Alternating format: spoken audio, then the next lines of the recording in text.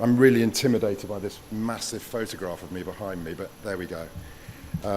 As it says here, I'm Simon Trewin, and I'm going to be doing a masterclass about inside publishing.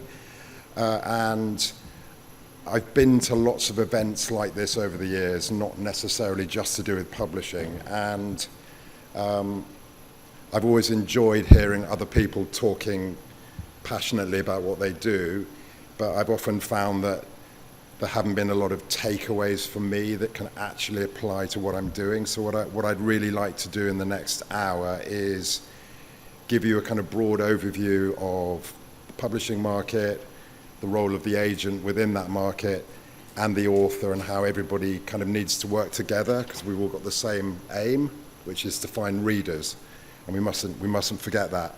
But I also want to leave a good amount of time towards the end for questions. But I'd like to kind of start by asking you a question that maybe you can think about. So when we get to the moment when I ask for questions, we don't have that usual kind of silence when nobody wants to ask one. But I'd like you just to think, as creative people, if your aim is also to find readers, what's the one single thing that you think could help you on that journey from where you are now, wherever that is, to having more people aware of you and your creativity?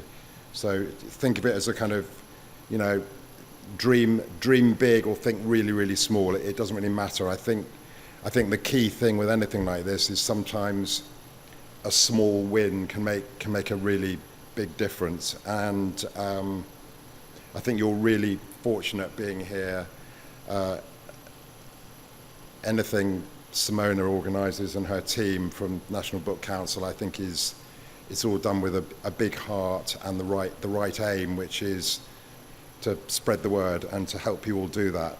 So I think you have an amazing team already around you, and I think sometimes it's about recognising that and engaging with it in a really productive way. So I'm just going to start by asking just a rhetorical question about what success is, because I think some weeks for me, success is just getting from Monday to Friday and keeping, batting away all those things. And what I've realized increasingly now, I need to have a kind of a better sense of stepping back and looking at what I want to achieve in a year. And I think when we start thinking about authors, I'm exposed to authors constantly, and I love that because I'm completely in awe of people who can tell stories. But I think you've got to ask yourself why you are doing it, and I think that informs a lot about the journey, because I think some people become writers because they want to be bestsellers and they want to make money and they want to do all of that and they want to see themselves in shops. And other people start writing because they can't imagine not putting that story down on paper that's beating away inside them. And in my experience, that the people in the latter group are the ones that have they take a longer view, and they are more likely to have a success, because if you look at success from the outside in, I think it's a hollow process, and it's all about the rewards rather than about the process. And for me, because I've been an agent now for 30 years, I've been really privileged to work with authors all over the world, not necessarily novelists, but people who are successful in other worlds who want to put something in book form. And it's a really vulnerable world being a writer. We had a great session last night where we really talked about vulnerability in the creative process. And I'm completely aware of the fact that, you've all turned up at 10 o'clock in the morning to hear me tell you a little bit about the process. And I think the reality is that I've just come from the Frankfurt Book Fair, where I was yesterday. I left there yesterday morning, and I spent 3 days surrounded by representatives of every publisher and agency and almost every country in the world. And clearly we're living in very, very, very challenging times. You only have to turn the news on to see that. And but there was so much positivity at the Frankfurt Book Fair, even from the most challenged nations that I met representatives of, because we all believe in culture and storytelling and the fact that maybe what we're all doing can make a difference in how people see things. And just anecdotally, there have been more bookshops opening in eastern Ukraine in the last year than there have in the previous 5. And that's exciting, you know, there's tiny little incremental things. And I have authors that are being translated into languages they've never been translated into before, particularly in Eastern Europe. And I think that, again, is showing that there is a need for culture wherever you are and whatever your basic challenges are on a day-to-day basis. So what is an agent? What do I do? Well, I get a coffee.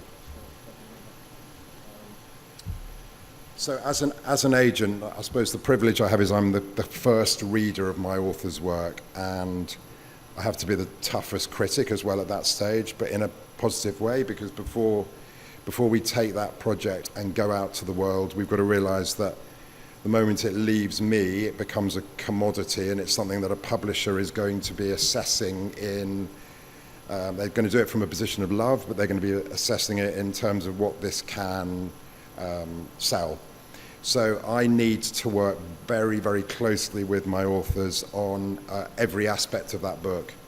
So if it's a non-fiction proposal, that will be a document that sets out the overview of what the project's going to be, and we'll kind of answer those questions about why is that author the best person to write that story, write it now, and write it in the way they're doing. And we'll come back to this, but I think there's another element now, which is obviously social media has become a very, very important part of the process. I think we put too much emphasis on it, but we will come back to that, because it's something that, if we're looking at how you can all affect change, that social media is a really interesting area where you can kind of be in control of your own mini brand. Much as I hate that word, but we are all apparently brands now, and we've got to look at that. So I am there as the first reader, and then in the case of an ongoing published author, it's about my keeping that relationship fresh with the publisher and making sure that every book is seen as something that they don't just do the same as they did before. They actually look at the marketplace, which is constantly changing, and they find the best way of taking a book and applying it to that market. And you know, you'll often find, for instance, some authors will start out in paperback, and then they'll get to the stage where a publisher and bookshops think we could sell some hardback, so they then move into that hardcover market. So there are constant things to do on that front. And I think when I started out in 1993, we were obviously in a very different world. We didn't have the internet. It's kind of astonishing that we didn't have the internet, but you know, life was pretty good without the internet. It doesn't, you know, and I feel privileged that I had kind of one foot in that analog world and one now in the digital, because I think you appreciate what matters and what doesn't matter. Whereas I think a lot of people growing up who've been purely digital, they see it as the answer to everything. I think in the book world, as I discovered in Frankfurt, or reminded myself in Frankfurt, yes, we can email manuscripts, yes, we can do this, that, and the other, but it's about people, isn't it? It's about us all being in a room together now, and we're all breathing the same air, and there's non-verbal communication going on. You don't get that on Zoom. You just get people looking a bit bored on a screen or intimidated about being in front of a camera. So this is all about people. And as I say, I met and re-met lovely people in Frankfurt who I've known for 30 years on and off. And even arriving here yesterday, there's some lovely familiar faces, and that's what this business is all about, because if we set out to have a career path that was going to bring us wealth and happiness, nobody would choose publishing. We're doing it for other reasons, and anything else that happens is a wonderful bonus, but it shouldn't be seen as the reason to do it. Why am I here? Well, it's a really good question, and I think the question is best answered because the wonderful Simona and her team, we started to build a relationship when I was here last year with John Boyne, and we kind of kept talking, and I know I can be helpful, and I know in a way me coming here is really helpful for me because it enables me to get a good sense of perspective on everything I do. And I think the more time I spend now at this age and in my career truly engaging with people, I think it's really important, because I know that if you're looking at the publishing industry from the outside in, it can seem really intimidating, it can seem confusing, and it can seem at times quite brutal, which is when you get art and commerce colliding, everything can feel really inappropriate when the words product start being used when relating to a beautiful work of literary fiction. But I suppose publishing it's always been an industry, but I think never more than now, really, because when I started out, I would get on an aeroplane and everybody would be reading a book, or trains or whatever, and people would be talking about books.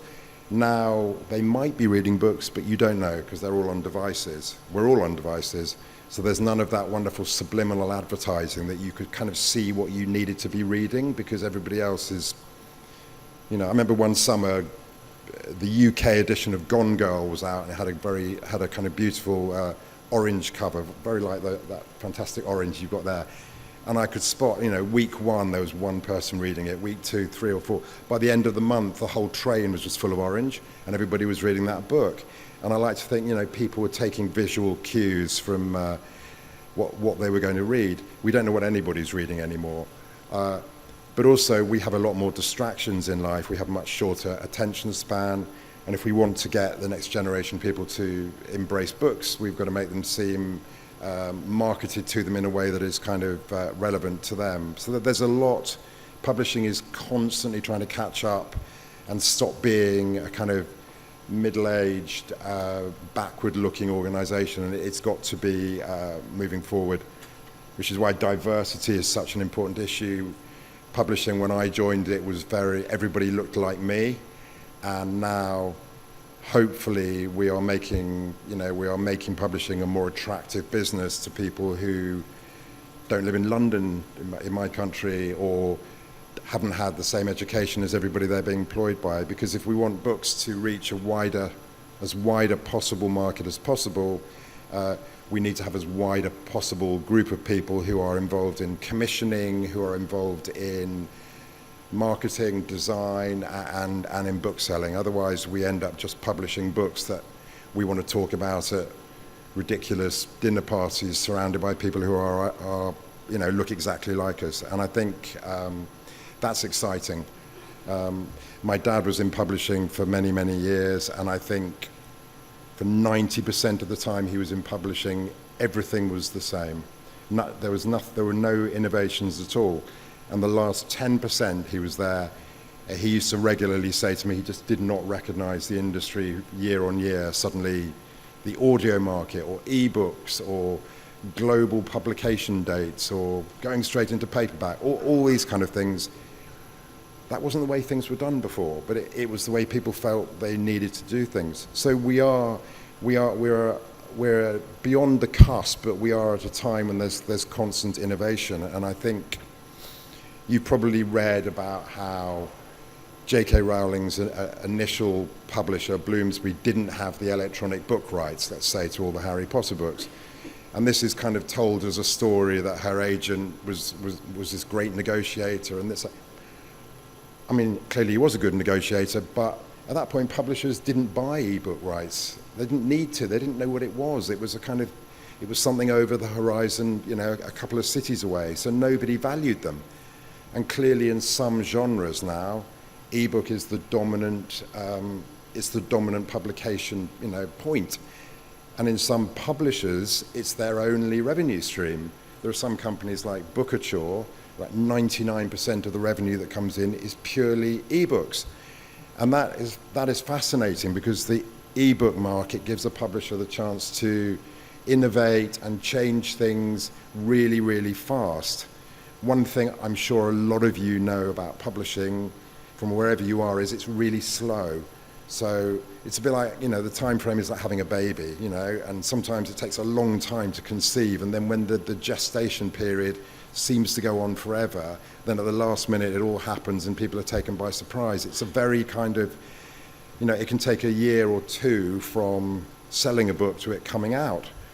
Whereas with ebooks, if there is a manuscript that comes into Bookouture, let's say, and they feel this is something that speaks to the moment, they can publish it really fast, and they can put a book on pre-order, and if it isn't selling or pre-ordering at the level they think it should do, and I have to use the word algorithm here, but they have a sense of what should be doing at that time, they will sit down and go, you know what, this isn't working, why? You know, tomorrow let's refresh the image and let's make it green, not yellow, let's have a different typeface, let's have a different image. And then 24 hours later, somebody will go, we're now back where we need to. Whereas you can't do that if you're printing books and driving them around the country in a big lorry and dropping them off at bookshops. So there's a lot of really interesting stuff going on there. And I think before we do a much closer dive where you can all benefit, I think that just another market thing at the moment is, I'm finding as an agent, the audiobook market is incredibly vibrant and lucrative, and there's a couple of my authors where we've made more money from selling audio rights than we have out of selling the publication rights for the book. And speaking as a consumer, and I think that's important, we have to remember we are consumers as well, and I often go into a bookshop and just stand there and think, as a consumer, does the world need another book? I'll be honest, and I think our job is to try and persuade people that they do need this particular book, because if they enter the world built by this particular author, it's going to shine a different kind of light on where we all are and in this kind of increasingly challenging world that we're in. But I stand there as a consumer and I think books look amazing, they're really cheap, and I have no idea what to buy, and it's particularly the way my mind is wired, I find a lot of choice very, very challenging, and I sometimes end up I decide to do nothing. But I find audio great, and I have a subscription to Audible, and when I'm washing up or doing housework or doing whatever, I've always got an audiobook on, or out walking, and I think it's a wonderful way of a book coming to life. And ebooks again. You know, I'm flying home tonight on EasyJet. I know that if I have a load of books in my bag, it's going to cost me more in excess baggage than the books are worth. So a Kindle and ebooks, it's a wonderful thing. I do think of ebooks as kind of fast food. You know, it's something that you can consume on a Kindle, but I do like having a library of books that I can kind of take down as well. So very, very briefly, I would say that the international markets for rights, and we'll come on to what I mean by that, it's in the old days, maybe I would sell a book in the UK and then the following week a German publisher would buy it to translate it into German for, you know, sometimes more money than you'd sold in the UK. I find now a lot of companies or countries are looking inwardly more, and they are taking their own authors and giving them the energy that they were perhaps giving disproportionately to other authors from other countries. But there's still a very vibrant market. And John Boyne, say, who was here last year, he's published in 56 languages. And I think when we got to 40, I kind of thought, well, that's it.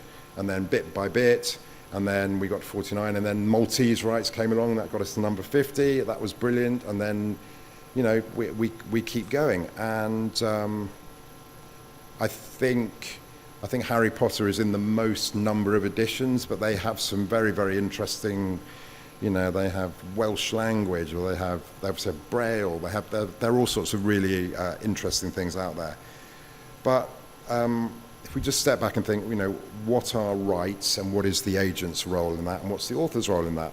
So if you think of each book as a kind of pie chart, you know, a circle, and the circle is a complete thing. And what I could do is I could sell all the rights in the book, accepting film and TV, that would always be separate for a reason I'll tell you. I'd never give film and TV rights to a publisher. I could just hand this project to a publisher in return for money and a share of any proceeds that they get from selling the German rights or the Italian rights or whatever it might be. And there is an argument to do that. I'm a tiny, tiny small agency now, and I used to run one of the biggest ones in the world in the UK, and it's just me and my fantastic assistant Georgina now. So there are some projects that I think we don't have the infrastructure to sell, let's say, a highly illustrated book worldwide, country by country, which involves pictures and images and permissions and all of that. So I would give all of those rights to a publisher who is really well equipped to do that globally through all of their various offices, and they will always do a better job. So my role then is to make sure that some of that money trickles down to the author. But there are other books like fiction where the UK publisher, I want to choose the UK publisher because they're going to be the best publisher for that book in their market, and they're going to focus on selling the book, selling copies, and then I can focus through my network of sub-agents in selling rights to similar publishers all over the world. I'll tell you, it is quite difficult though. I mean, the last company I was at, there was a company policy, and I kind of hate those words, company policy, but there was a policy which was we couldn't sell, I was in the UK, I could only sell the UK rights. I couldn't sell anything else than that because we had a department that sold rights. And there were occasions where I received an offer from a UK publisher. They said, well, we'll pay you £20,000 for the UK rights. If you give us all of the rights, we'll give you £50,000. And I would have to explain to the author that they weren't going to take 50, they were going to take 20, but it was all going to be fine. All they had to do was trust that we would sell those additional rights and they would make more money. And a lot of the time that didn't happen, I'm being honest. And that's really difficult because my role, I think, is I'm the spirit guide for the author. I'm there every step of the way to explain this weird world we're in and explain what matters and what's kind of nonsense and what they need to focus on. And my interests as a sole trader now, my only source of income is by making money for authors who are my clients, and then I get a little percentage of that. If I don't make any sales in a month, I don't have any money. I mean, it's as simple as that. So my interests are directly aligned to those wonderful clients who've chosen to have me as their agent. And I think if you work for a bigger company, you're being paid constantly, and I'm not saying you do a lesser good job, but I know that, every extra dollar I can make for an author, that's another 15 or 20 cents for me. So it does focus the mind. I had three kind of ideas when I set up on my own. One was I wanted to work with people that I really, really believed in their work. That may sound unusual. That may sound like everybody should be like that, but I think it's good to state it. I wanted to have people I could really believe in, people that I could genuinely add some value to, because I think you can be an opportunist agent and think, I'll take that because other people want it. Again, I think that's like that kind of it's like the Mars bar you have at 4 o'clock. It's kind of fast sugar that, and then it wears off, and then you realise that, that wasn't the right relationship to get into with that client for them. So, and then I wanted to work with really nice people, and that was really important to me. And that money wasn't going to be the driving factor, because I kind of felt that if you work with nice people, you really believed in their book, and that you understood the market and you can add value to it, then the company could make money. I think if you chase the money, you frankly end up working with people that you don't really end up gelling with, and it becomes a hollow process. So, and I also wanted to say that I wanted a really small list of clients that if everybody rang me at 9 o'clock in the morning or left a message with a crisis, that I could ring them all back by the end of the day. And I think I'm still just about at that process now, because agents have lots of authors have one agent, and the balancing act is clearly every author wants to feel that they are the most important client and they're at the center of the universe. But it's interesting kind of rhythm, because I would say that there's always one author of mine that needs focus at a particular time. It's very rare that everything, all the crises that come with creativity happen at once. And actually, if they do, I quite like that. I like being really busy and making decisions fast, because I think sometimes we take too long to make decisions. So you've got me in the middle of this and setting up all these wonderful relationships, one hopes, with publishers around the world. But what I want the author to do is to use me. I want them to talk to their editor about the creative aspects of things, because often the publisher becomes the kind of first reader alongside me once we have a relationship. But I want the author always to ring me if they're worried about, I can't find my book in the bookshop, or this or that. So when the publisher sees the author is ringing, they know they're ringing about good, positive things about creativity. When they see it's me, it's a business thing. And I think in 30 years, I've never had an argument. I've had some quite serious conversations with publishers, but whatever business you're in, they like dealing with us, we like dealing with them, because we understand each other, and I keep emotion out of this. It's just straightforward. This is what we need to do, or what's the issue. So I wrote down here, why do authors need agents? And I've kind of spent a long time not answering the question directly, but I think you can see that what you get when you go via an agent is you get a spirit guide, you get someone who's got either a lot of general experience of publishing, which I have, or if it's a young agent, maybe you've got a young agent who understands you because you're the same age, and they have a deep pocket of knowledge of a tiny area of the market. And to be honest, if I was starting again now at the age I was then, that's what I'd do. I'd just pick one area and I'd become the person that knew everything about that area.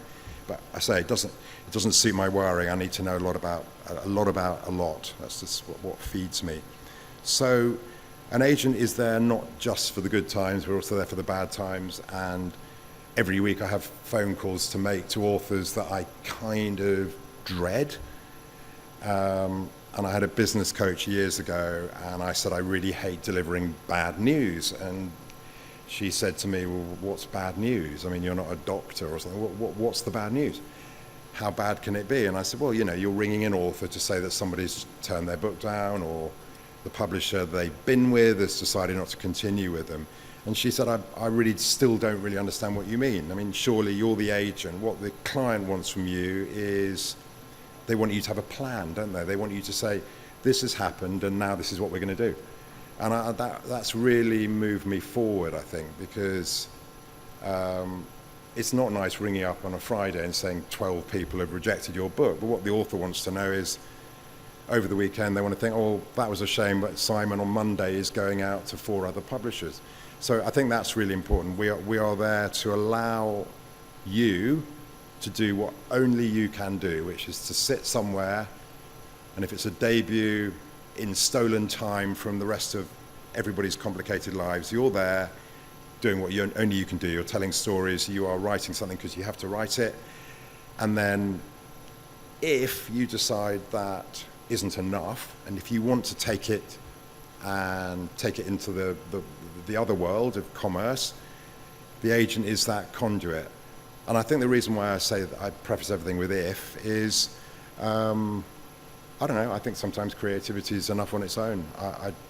And just coming back to what's the definition of success, I think the definition of success for me is to have some kind of vision, whether you're an artist, a poet, a playwright, whatever, and to create something that in your mind at that point fulfills it. If you then decide to take it into the other world, that's a different kind of success, and that doesn't undermine what you've created. I mean, my side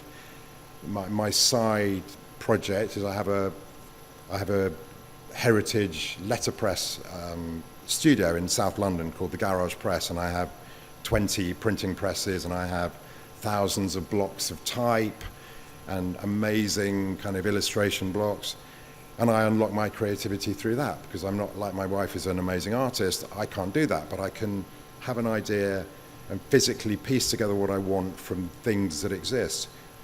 If I tried to make that a success as a financial thing, that would be quite ridiculous. There isn't enough money in the market for that. But my God, it gives me so much. It helps me with mental health, like we all need. You know, it's just something I go in there and I go into my creative zone, and when I come out, 4 hours have gone and I've done something. So for me, success is about having space to do something like that. But if you want to move it onto the world, I would say an agent is really important, because we know everybody and we know the shortcuts and we know what matters. I do a lot of work in Ireland, and there are a lot of publishers there that are very happy to do business direct, and they don't need agents. And I think that's, they tend to be the small presses, and they tend to be books that are very, very specific to that culture. And I think the contracts they offer, they're not the best, but realistically the book isn't going to be sold outside Ireland in that case because of the nature of the book. So that's fine, and the fact they have an open door policy is great, because there isn't enough money in that market for an agent to take it seriously enough. So how do you get an agent? Well, I think what you don't do is email them during the Frankfurt Book Fair, which is, I've had so many people being in touch this week, and I realised that London Book Fair, Frankfurt Book Fair, they're really, really busy times of the year, so I would kind of just avoid that. And if you want to find an agent, I would say you start, like with any project, you start with research. And it doesn't matter where you are. You know, you're in this amazing place, the agent is in another place. It doesn't matter geographically anymore where anyone is. But you need to do some research. And I would say initially, you should look towards, let's say, if you wanted to look towards English language publishing, I would suggest you look towards the UK market. And go online and start looking for agencies. Now, there's an organisation called the Association of Authors Agents, the AAA, and that's a kind of trade association for agencies. And you don't want to approach anyone who isn't a member of that association, because particularly as you're geographically distant, you want to be sure that the person you're signing up with is legally regulated, that money goes into that account and then goes out to you. It doesn't go into the business account, all those kind of things. There'll be a list of clients on there, the Association of Authors Agents, and this day and age everybody has a website. And on everybody's website you will be able to see the submission policy. And I think sometimes you go on mine, it will say we're not currently open to submissions. And that's for a particular reason, like it's just me and I'm away and I'm doing something, it's not going to get read. So actually you'd be better off going to someone who can give you a faster response. But I say on mine, let's start a conversation is how I put it on mine. And what I want is just a nice email from you going, hi, this is my name, this is what I'm doing, this is what I've been writing, would you like to see this? And then I will engage hopefully and say yes, or it's not for me, and again, think of me in the bookshop as a consumer. It's an odd one, you're kind of applying for a job when you're writing to an agent, but ultimately you're the employer because you're employing the agent. So there's a slightly odd thing going on there. But you're a creative person writing to somebody who can help unlock that. So don't overthink it. But things like spelling people's names right, that's a kind of basic thing you do if you're applying for a job, and I think that's important. And I think if I do get something in that it's got my company name, it suddenly thinks I work at Curtis Brown when I don't, and my name's wrong, you just think this begins to feel like a kind of MailChimp sort of merge mail thing. And you've got to make it feel everything personally. In the same way when I take on your novel and I'm sending it out, I'm choosing lots of individual editors from all the way around publishing, And I'm choosing them for a reason. I'm thinking, this is a historical novel set here. That editor has had a track record of selling that kind of novel, knows the market. So when you are looking for an agent for, let's say, a historical novel, you've got this long list. It's a research project. Go on. The small agencies, there's 1 or 2 agents. You'll see their client lists. You'll see book jackets. You'll begin to recognize what it is you're looking for. The bigger agencies, it's a bit more intimidating because there's 20 agents. Again, it's a research project. And every single agent will have probably a different way of wanting to be approached. Some people will want 3 chapters. Some people will want 10,000 words. Some people will want a letter. And the important thing is that whatever they say they want, that's what you give them. Because when I get an email that starts with, I know you said that you wanted, I know that what they're trying, the next bit is going to be, but I've decided to send you this instead. And I'm kind of doing it for a reason that, this is what I do now when I send books out to publishers. I don't send books out. I send an email and I say, dear Bill, blah, blah, blah, I think this is right for you. Would you like to see it? And then if I get an email back, I'm already engaging. There's already a sense I'm pushing on a slightly open door. So I like to be able to respond to a letter, an email. And it's terrifying, I'll be honest, how quickly one can make decisions. But go back to you in a bookshop, or you walking around here, you don't read every book and then decide whether to buy it. There's a visual signal, or there's something that makes you think this book is going to add something to what I'm doing. Obviously, I don't have book jackets when I receive submissions. Again, if you're thinking of designing your own book jacket, don't, because I think you want the text to speak for itself at that stage. And then I will read something very quickly, and I will then ask those questions. Is this something that I believe I understand the market for and I can add value to? And if it does, and then I think it's doing something slightly different, come back to that in a moment, at that point I start to engage. And I would say that prior to all of this, you've got to ask, is this the right moment to email agents? Not because it's Frankfurt, but because is the project ready? Because I've had some situations in the past where someone has sent me something and I've read 10,000 words and I've thought this is brilliant, and I've gone back to them and then they've said, oh yeah, I wrote that 3 or 4 years ago and I've had writer's block and I don't really know how I'm going to get to the end of the book.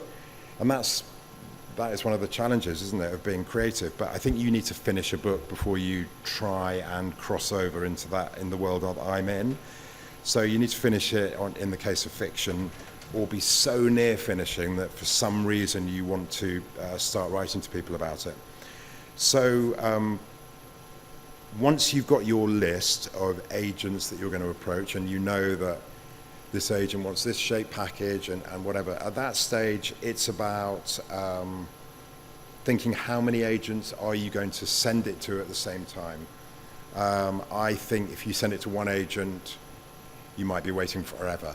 For whatever reason, you might never get a reply. If you send it to 30 or 40 agents, I don't believe there are 30 or 40 agents right for your project. I think you need to get a list together of about a dozen, and you probably need to send it off to 4 or 5 people at the same time. And at that stage, you've got 4 kind of things to watch. I think it's worth asking for an acknowledgement. So not of the initial letter, but if I then ask for it, I would then say, thank you very much, I've now got it. And I would try and say, look, I'm very busy, but I will come back to you in 3 weeks' time, whatever it is. So you're not sitting there every 5 minutes refreshing your inbox in the hope that you get news, because that's not good for anyone. And if one of your 4 agents asks to see it, you should email the other 3, even if you've heard nothing from them, and just say, just to let you know, another agency has asked me to send the work, and that's what I'm going to do. I still would very much like to hear from you. I just wanted you to know about that. And that's just good manners, I think, because again, I've had a situation, I've spent an entire weekend reading something and I've got really into it, and then on the Monday morning I've kind of triumphantly got back to the author and they said, oh, I signed with another agency last week. So I've ended up wasting a whole weekend, And they could have just told me that's just a kind of, just good manners, really, I think. And good manners are, I think they're really important in any business, but I think in publishing it's a really small world. And another kind of, you kind of think that every now and again you'll get a submission from, it's all gone very quiet, I'm actually going to say something important now.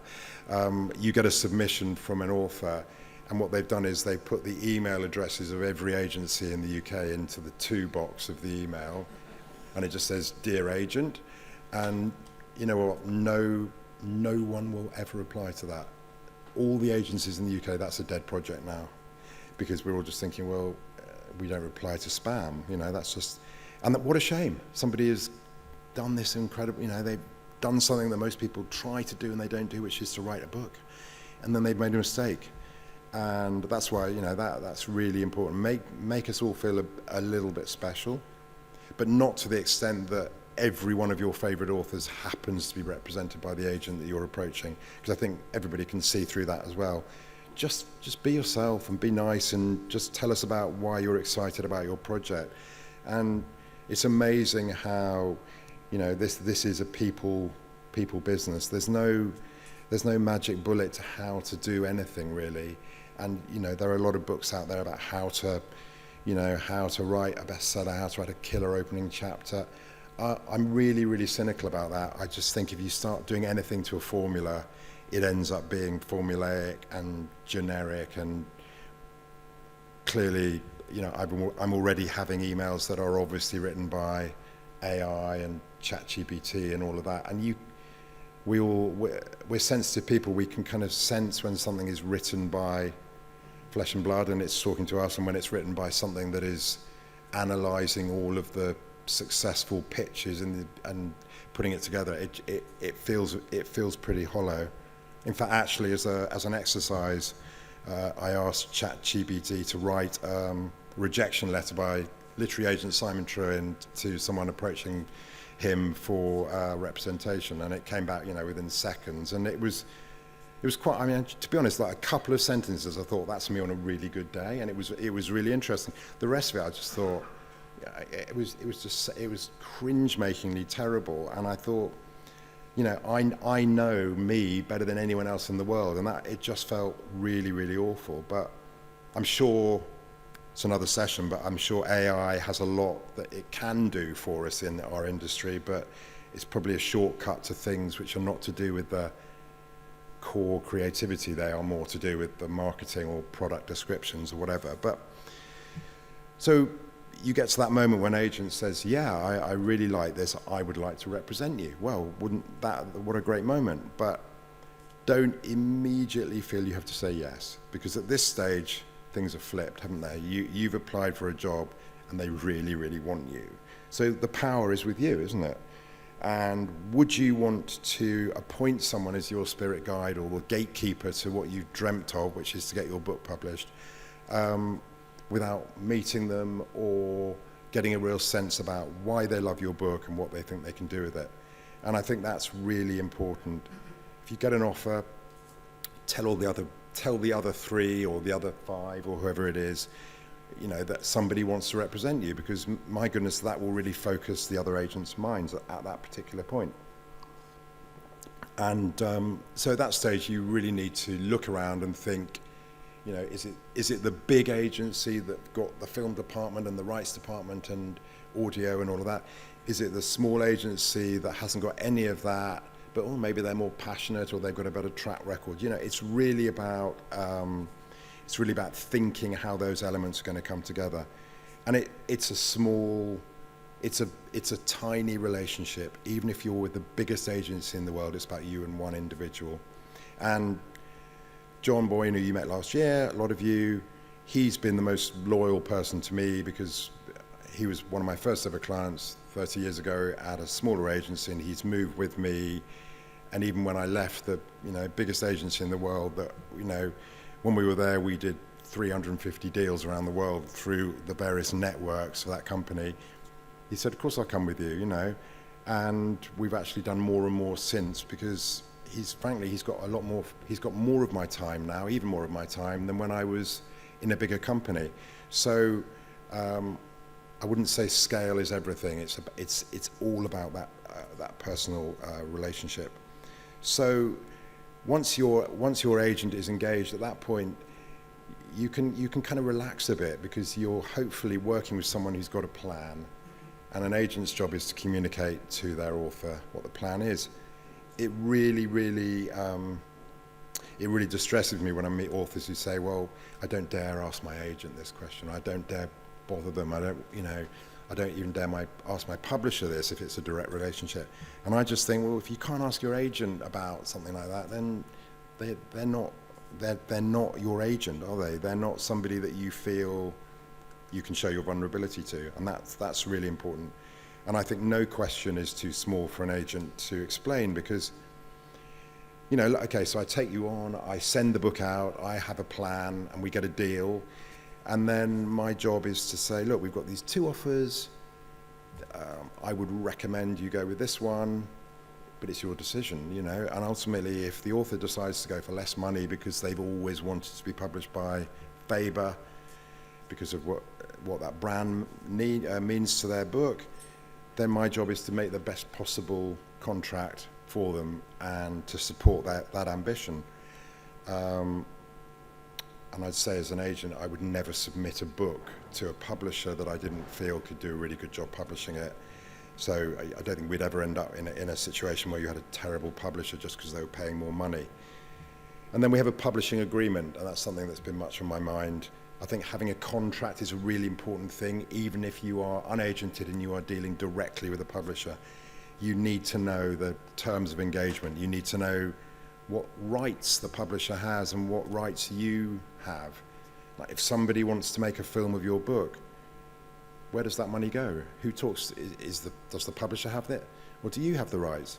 Again, I would never give film and TV rights to a publisher, because they're not, on the whole, they're not equipped to exploit those rights in the way that we can as agents. Just seen the time, I can't believe how little time we've got left. I'm really sorry. I'm going to come to your questions very, very soon. And that contract, I would say, is really important to everyone in this room. If you have a deal with a publisher, you need to have an agreement. And that word agreement, it's a mutual thing, isn't it? They know what they own. You know how much you're going to get back from it. You know that every copy sold, you're going to get 10% of the published price. You're going to get a guaranteed sum of money up front called an advance. They're only going to have the rights for a certain number of years, or if they have the rights forever, but the book's out of print, you can get it back. All these kind of things are kind of basic questions. And I think if what we're all looking to do is to take books that are written here and get them as widely read as possible in as many languages as possible, it's really important for everybody in that chain to know where rights are. There shouldn't be anything awkward about that at all. Like, if you've written a book published here, who controls the rights to translate that into German? That shouldn't be a question anyone has to go and ask. It should be something that's already there in a really simple agreement. So the contract is something that it can take a little while to negotiate, but hopefully it's something that you sign, it's put away in a drawer and almost never has to be looked at again. It's like a kind of prenup. No one ever goes into a marriage hoping they're going to get divorced so they can get the contract out. But it's kind of there, and it just regulates the fact that every 6 months you're going to get a clear statement from the publisher that says you've sold this number of copies, you've sold 1,000 copies at €10, you're getting 10%, you're getting €1 per copy is €1,000. I've already paid you 500 up front, therefore you're owed 500, here's a check. It's as simple as that, and there shouldn't be anything kind of opaque or it should just be very transparent. I would say on the whole that a couple of things. I know I've never had a situation where I've had an idea stolen, where I've sent a book into a publisher and then a year later, lo and behold, that idea is being written by somebody else. And I know that's something that a lot of people worry about, but actually that's never happened. And as we were saying last night, there are only a certain number of stories that we're all going to tell. What's unique is your voice. And there may be plot overlaps with other people, but no one's going to write the book you're going to write. So that's one important thing. And I've never had a situation where a publisher has deliberately done anything untoward financially. Of course, I'll check the royalty statement and think, well, hang on, we agreed at 2,000 copies the author was going to get 12.5%, and you haven't put that in. And that's an error. It's not fraud. So, but an agent is there to catch all those things. And if you're self-publishing, let's say, you will have a pretty straightforward agreement with Amazon, someone else. If someone buys an ebook on Amazon, Amazon will keep 30% and pay 70% to the creator. And with my authors with ebooks, someone pays €10, Amazon keep 3, they send €7 to the publisher, and the author gets 25% of that. That's in our agreement. So it's very, very, very straightforward. So one thing before I ask you your question. So when I was at Frankfurt, I was interested just walking around the international halls, and I was interested in, there are quite a lot of countries like Simona and her team do at London Book Fair, where there are stands that are collectively promoting, the Greek publishers. There was a fantastic stand, lots of books and lots of meetings going on, lots of energy, and that was really interesting to go to, because I got a real sense of that culture all in one. There's a kind of massive directory of French publishers. There's a big Irish one that's promoting Arab literature in Europe. So there are some wonderful networks that already exist out there, and I know Simona and colleagues, they're constantly looking at other ways of collectively getting the word out about the wonderful work that's happening here. And I think that one of the challenges is that, so somebody offered here to publish John Boyne in Maltese. So suddenly Malta was on my mind, and then ended up coming here, and a year later I'm standing here. So the more authors who are translated into Maltese, the more the publishing world is going to take notice of possibilities of taking Maltese authors and translating them into other languages, because we all like to do business with people who are doing business with us. But I think I've always thought the opportunities here are amazing, and I think increasingly there are no geographical barriers to taking your ideas and selling them all over the world.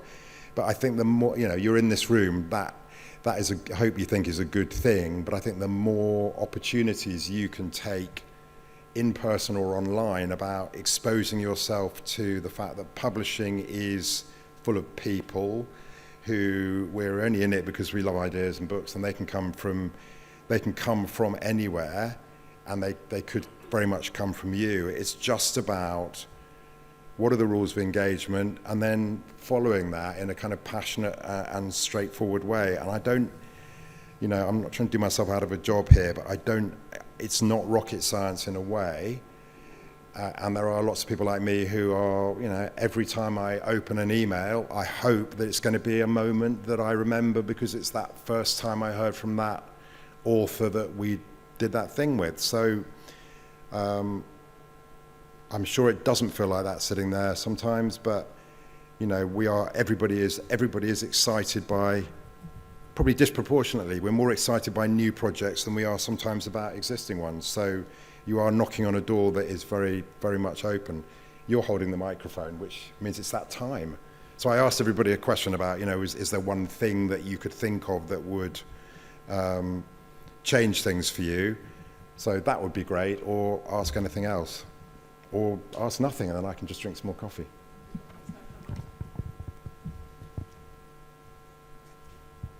Thank you very much. Simon, hi, my name is Marcus. Hi. I'm not Maltese, as you can probably hear from my accent, but be that as it may.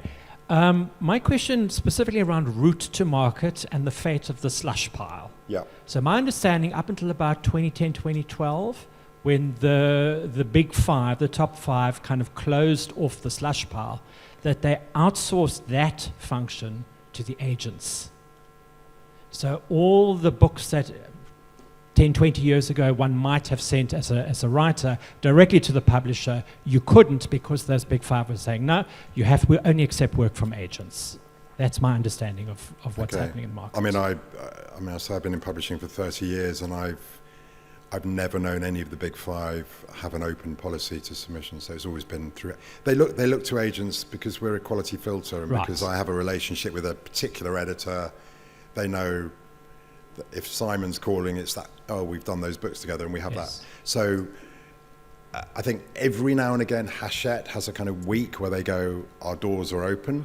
But other than that, I mean, it's always been going by agents, yeah. All right, so then I'm taking it down to the next step, which is my feeling now is that the agents, who themselves have now become the guardians of the slush pile, seem to now be outsourcing that function to the training schools, the writing academies, whether it's Faber or the Novelry or Jericho Writers, whatever.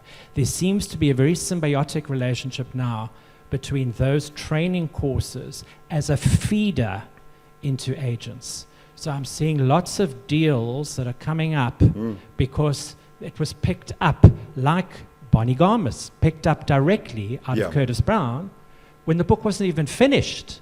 And she got Felicity Blunt, and she only had like 150 pages in, and Felicity worked with her for 15 months before that book went out. So that's obviously an exception to the rule. But it's this thing about, do you think, is it in your experience now, that there seems to be this relationship between the writing schools and the agents that I don't think was there 5-6 years ago? Well, I think Felicity's great, and I don't think she's the exception. I think we've all done projects where we've worked for a long time, speculatively like that. I think that's a really interesting question. I would say, again, in a busy world, it gives people a shortcut, it gives agents a shortcut if somebody's been on a course. Of course, back in the day, there were a few universities that had creative writing, like UEA. But I think why we've seen more and more deals coming out of that is partly because there are just more and more courses. I mean, everybody in the UK is running. I mean, some agencies, Curtis Brown, run a creative writing school. I don't know. I think that's quite an interesting. I'm not quite sure how that works. I think you've got to look in one direction or the other. I wouldn't say that you have to go in via that route at all. I would say we are all open. So there shouldn't be an economic barrier. It shouldn't be you now need X thousands of pounds to go on a course, otherwise no agent is going to look at you. Not at all. But if you are lucky enough to have the resources to do that, maybe it's a shortcut to honing something so maybe you can get it to agents faster. But I think you've done a lot of analysis. Clearly, I would say, there are just a lot of creative writing courses now, and I've certainly picked up people from Faber and elsewhere. And I think what it does give you, it gives you a sense of community, and I think it's quite lonely being a writer. And I think there are, you'll see that a year of people who've all been together, they tend to kind of become each other's cheerleaders, and that's a good thing. But I wouldn't say it was the only way in. But absolutely, increasingly, it's we'd be foolish not to look at who was coming out of, because a lot of our authors teach on courses as well, so we get referrals that way as well. But it's not a closed shop. It really isn't. I hope you feel that a little bit less after today.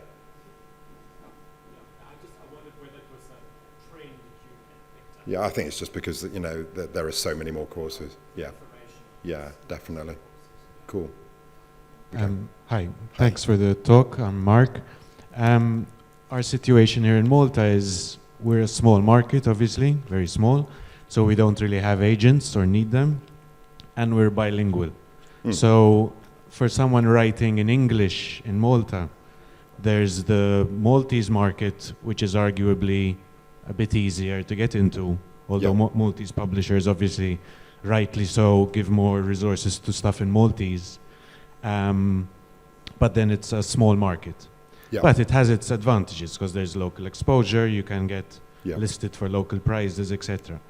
And then there's the UK market, which is obviously much bigger, but is harder to get into, the competition is fierce, etc., etc. So we have this decision to make. If we write in English, which route to Yes. go. Yeah. As a UK agent, Yeah. would you look at or would you touch something that has already been published in Malta in English, or does someone have to make that decision as a once I publish in Malta, then I can't publish in the UK? But, you know, that's the second brilliant question, and we've only had 2 questions, so no pressure on who's asking the third one. But no, I mean, that's such a good question. And I think, sorry to go back to the earlier point, the contract's really important here, isn't it? Because if you are published in English locally here, the publisher might have the right to sell that book in English all over the world, in which case you might not be as in charge of the destiny of your own book. I think, I mean, I'm beginning to get an understanding of the potential size of the local market in English, and it's obviously, it's modest compared to the rest of the world. But yeah, so I think if you write something in English here, I don't think it's a barrier at all to it being published separately in the UK or in the US. And arguably, if you have the ability to write as equally well in both languages and get across what you're trying to do, I would say writing in English is a really good thing to do, because there's no barrier to people reading it and making decisions based on it in the UK. Because, I mean, usually, like, if a British publisher is looking to buy something that was published first in a foreign language, they've either got to have a team of people who read in that language who can advise them, or sometimes commission a kind of sample translation. And in a kind of busy world, it becomes a situation where, do they want to go down that speculative route to maybe buy something, or do they want to read something in a language that they can read overnight, come back and go, yeah, we'd like to do this? So I would say that if you can write in English, that's a great thing to do. But I mean, you do get involved in translation grants and things as well. If I may add, this is the reason why the Book Council added a category last year to the Malta Book Fund, which will be possibly increased in value this year, which is the Translation Pitch Fund, which is exactly for what you were saying, for Maltese writers who want to open to foreign market, however they have not pitched yet through their agent or by themselves or through their publisher. This way you will have a fund to have the a sample translation, an excerpt translated into English, be it as a pitch to an English speaking or whatever publisher, or as a bridge translation to France or to Spain or whatever. That is exactly why that fund was activated.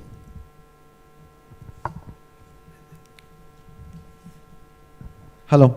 Hi. I'm the unlucky guy who's going to ask the third question. Okay, good. I'm a Maltese author as well. Last week I've published my 23rd book. Amazing. I'm quite known in Malta, but obviously, as my friend said here, we are in Malta, it's easy to become a big fish in a small pond. Now, when you want this little fish goes into the ocean, it will become small fry. So in this case, we need literary agents. The question here is not, I think, whether you are exposed, if you write in English, whether you've got exposure in the Maltese market, because you're going to have it. It's a question of how many copies you're going to build, to sell. So if it is a question of pounds, cents, and mils, even if you publish in English in Malta, the market is still restricted. The advantage of having a literary agent is that whilst we're having the trouble, the pain to produce a book in English, so for us it's a double pain, it's a double suffering, because first you have to have a very good story, which is the obviously common denominator of every good book. Yes. Then, having surpassed that obstacle, there's the language obstacle. So you have to get that good story in a language which is basically not yours, okay? Because we are bilingual sometimes. we fall in the trap of what is called Maltese English. We start, mixing idioms, Yeah.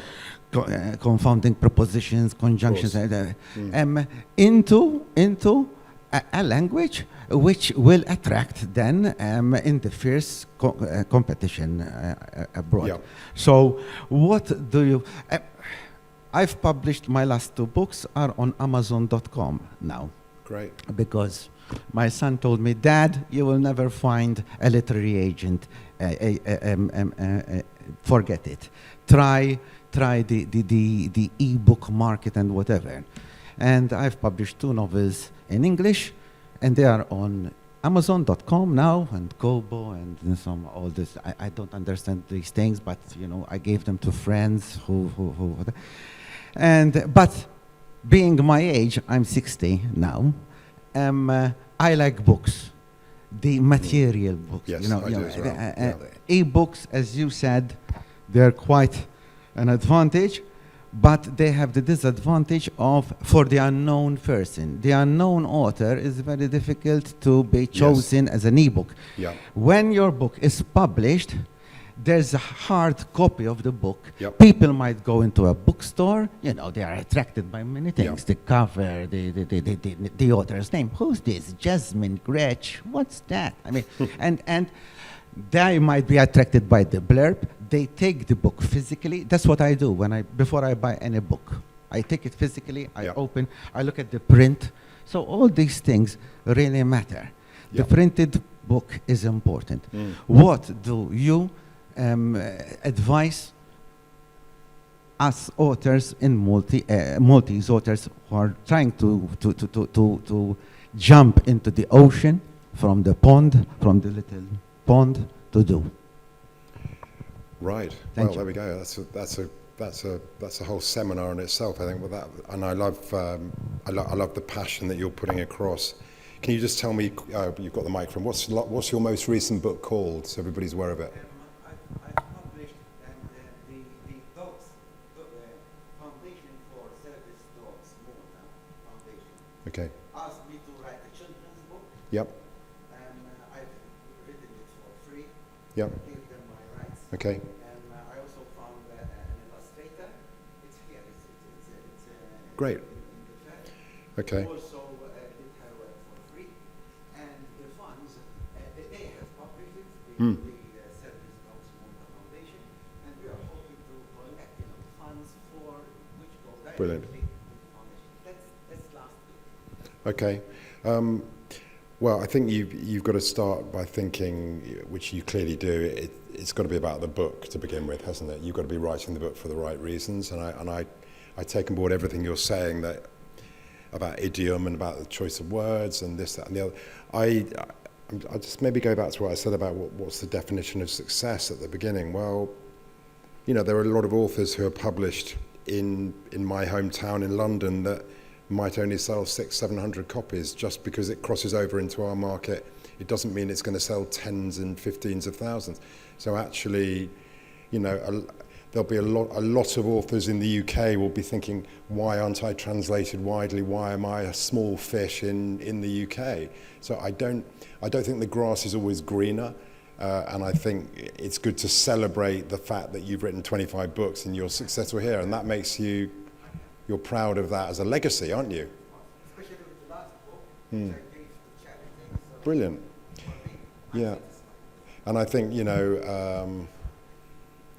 I think the more kind of events you can do. I mean, one of the lovely things about coming here is I get to hear Maltese writers reading, and I go away. I'm exposed. They're not just something on a page. And I don't know. I mean, I think my advice is: I have authors over the years that I think the worst thing that ever happened to them was getting published, because there's this wonderful moment when this thing existed as it is, and you could say, well, in Malta you are a big fish, and that's wonderful. Do you want the possibility of success elsewhere? Of course you do. But if it doesn't come, is that going to damage your feeling about your creativity and and I think that would be a terrible. And I'm not negating the possibility that it might happen elsewhere, but I think sometimes in life you just think, well, you know, I'm very happy with I'm very happy with my life. Do I want to have a bigger house or a bigger thing? No, I'm just quite happy, and you know that's not complacency. So, but I would follow everything. I'd follow the advice I've given in this about reaching out to people, because I think it applies whether you're a debut or whether you've 25 books. I mean, that's kind of astonishing, isn't it? I've been writing since I was 19 years old. And it's a hobby. It's a hobby because I'm actually a history teacher. But Okay. everybody knows that you won't live on No. No. basically. Thank you, Jess. I don't want to cut you off, but we have time just for one last question, because it's two more last questions, and then that's it. And then we're out. Yes, okay. But I'll be around. I'm going to go and get about 100 cups of coffee, and then I will be available out there for chats. Hello, my name is, do you hear me? My name is Ina, I came from Ukraine, and first I want to thank you for this masterclass. Sorry. Second, I want to thank you that you mentioned Ukraine in the beginning. Now I want to cry, thank you so much.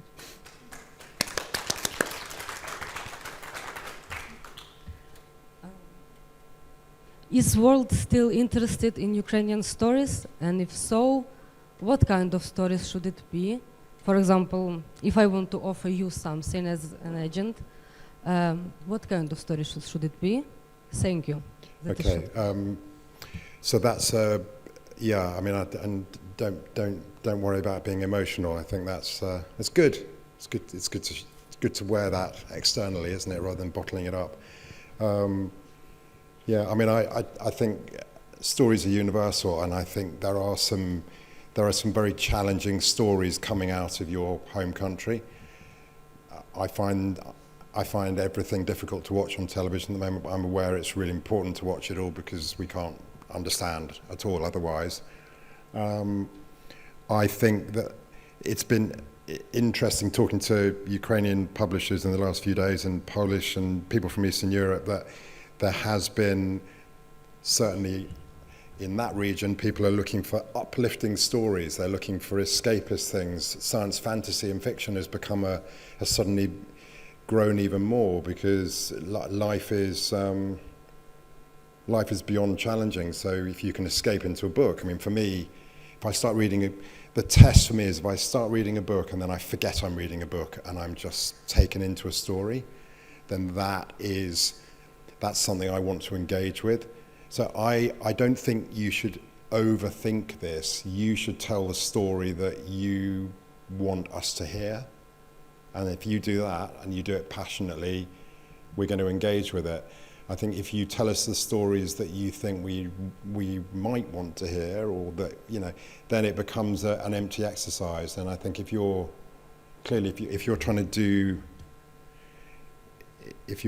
to represent your country through your literature, that you've got to just be faithful to yourself first, haven't you, and tell those stories. But it's yeah, well, I did a workshop with about 20 Ukrainian teenagers with my printing about 3 weeks ago. I have to say, it was like we had such fun, and there was such a lovely positive group of people, and and I walked home and it was raining and my shoes were wet and I was grumbling, and I just thought, I've got a home to go to, I've got my lovely wife, you know, what have I got to worry about? And they were the really positive people in that week for me, and it's made me realise how much we take for granted. So just be true to what you want to say, and cry. It's a good thing, you know. One more. Thank you for that very insightful masterclass. I think you reassured a lot of us here, because we tend to think of agents as very intimidating gatekeepers, and it's really not the case. Wearing a hat, how intimidating can I be? Yeah. In answer to the first question you asked us, and in answer to the gentleman's response as well, I don't think literary agencies in Malta is a feasible thing, because, as you said, there's nothing really stopping us from submitting to agents in the UK and the US. There's nothing really stopping us from publishing in magazines all over the world, really, if we write in English. And if we write in Maltese, we're translated. But in answer to your first question, I think what a lot of authors require, or at least what a lot of Maltese authors would benefit from, is understanding creative apperception.